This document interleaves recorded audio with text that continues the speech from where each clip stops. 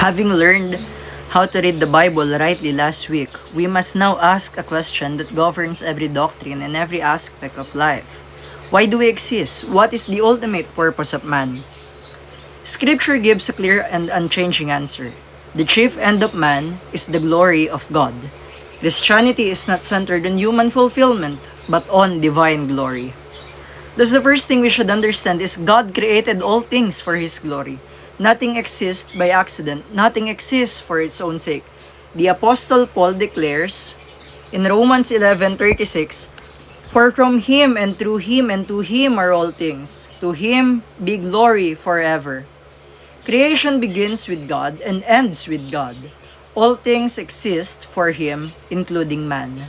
Isaiah 43:7 says, "Everyone who is called by my name, whom I created for my glory, whom I formed and made."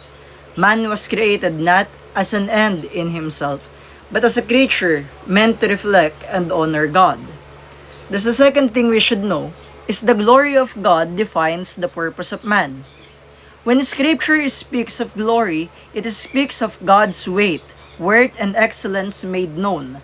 Man's purpose is not self-expression, it is God exaltation. The Apostle Paul writes in 1 Corinthians 10:31, "So whether you eat or drink, or whatever you do, do all to the glory of God." Notice the comprehensiveness. Every act of life falls under this calling. There is no neutral ground where God's glory does not matter. The third thing is, sin is the failure to glorify God. Sin is not merely breaking rules. Sin is failing to honor God. As Romans 3:23 says, "For all have sinned and fall short of the glory of God." The fall was a turning away from God's glory to self-rule. This is why salvation is not ultimately about self-improvement, but about restoring man to his proper purpose. That leads me to the fourth thing that we should know. Salvation exists for the glory of God. God saves sinners for His own name's sake. In Ephesians 1:5-6, it says, "He predestined us for adoption to Himself as sons through Jesus Christ, according to the purpose of His will, to the praise of His glorious grace." Redemption is not centered on man's worthiness. It magnifies God's mercy and grace. From election to glorification, salvation is defined to display God's glory. And this glory is revealed through the Lord Jesus Christ, which is the fifth thing. The Lord Jesus Christ is the full revelation of God's glory. God's glory is most clearly revealed in the Lord Jesus Christ. John chapter 1 verse 14 says, "And the Word became flesh and dwelt among us, and we have seen His glory, glory as of the only Son from the Father, full of grace and truth." In the cross of the Lord Jesus Christ, God's holiness, justice, mercy, and love shine together. John 17:4 says, "I glorified you on earth," says the Lord Jesus Christ, "having accomplished the work that you gave me to do." The Lord Jesus Christ lived, died, and rose for the glory of the Father.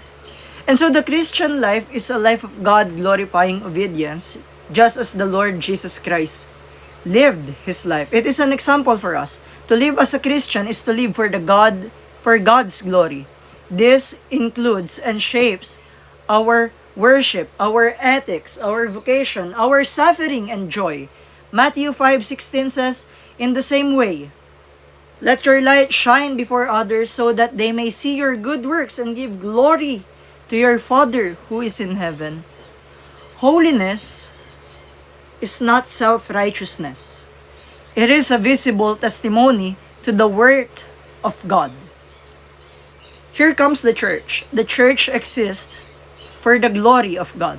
The church does not exist to entertain the world or to give motivation or self-improvement speech. It exists to glorify God.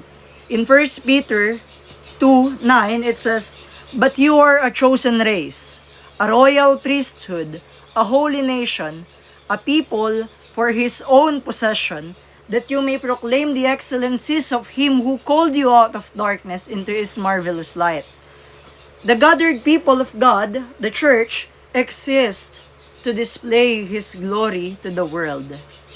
And in eternity, the lasting eternity will be the full display of God's glory. The ultimate goal of history is not human progress, but divine glory revealed. In Revelation, the last book of the Bible, Revelation chapter 21 verse 23, it says, "And the city has no need of sun or moon to shine on it. For the glory of God gives it light, and its lamp is the Lamb. The redeemed will forever behold and enjoy the glory of God." This is not the end of joy. It is the fullness of joy. Thus, the chief end of man is not self-discovery. It is not success. It is not comfort. The chief end of man is to glorify and enjoy God forever. When life is ordered toward God's glory, everything else finds its proper place. Thus, in the next lesson, we will begin to ask, who is God?